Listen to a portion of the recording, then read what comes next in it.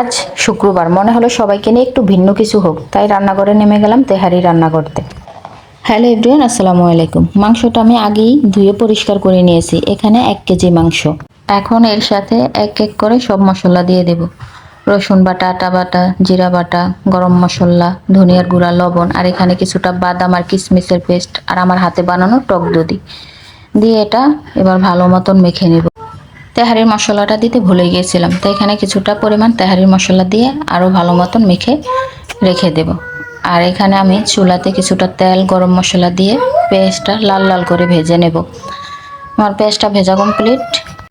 এখন মশলা দেওয়া মাংসটা দিয়ে ভালোভাবে কষাচ্ছি। মাংস নরম হয়ে আসা পর্যন্ত অপেক্ষা করব।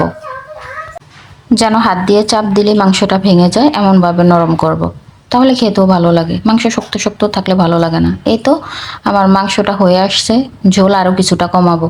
এখন কুকারে কিছুটা তেল দিয়ে চালটা ভেজে নেব।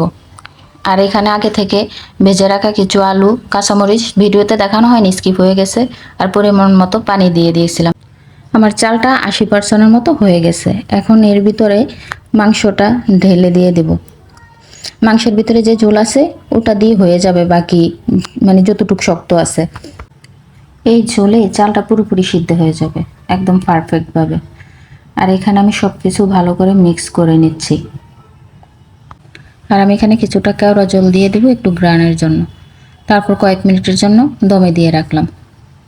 এই তো এখন পুরোপুরি একদম সিদ্ধ হয়ে গেছে পারফেক্টভাবে, ঝরঝরাও হয়েছে দেখেন। আর কিছু এখন গরম থাকাতে কিছুটা নরম দেখাচ্ছে, কিন্তু যখন এটা ঠান্ডা হয়েছে একদম পারফেক্টলি ভাবে ঝরঝরা হয়েছে। এটা খেতেও অনেক মজা হয়েছিল, সব কিছুই ঠিকঠাক ছিল।